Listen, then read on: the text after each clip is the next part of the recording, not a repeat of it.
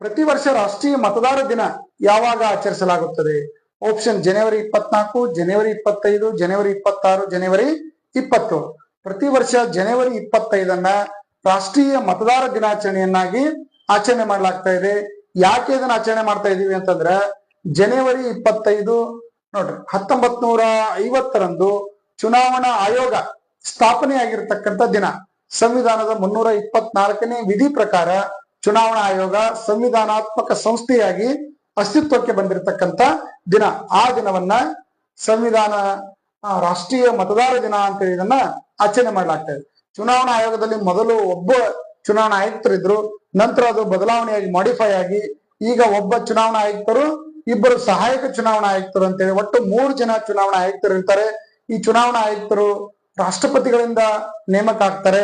ಇದೊಂದು ಸಂವಿಧಾನಾತ್ಮಕವಾಗಿರ್ತಕ್ಕಂಥ ಸಂಸ್ಥೆ. ಇವರು 6 ವರ್ಷ ಅಧಿಕಾರದಲ್ಲಿ ಇರ್ತಾರ ಅಥವಾ 65 ವರ್ಷ ವಯಸ್ಸು ಯಾವ್ದು ಮೊದಲು ಬರ್ತದೆ ಅದರ ಪ್ರಕಾರ ಇವರು ಅಧಿಕಾರ ಅವಧಿ ಮುಕ್ತಾಯ ಆಗ್ತದೆ.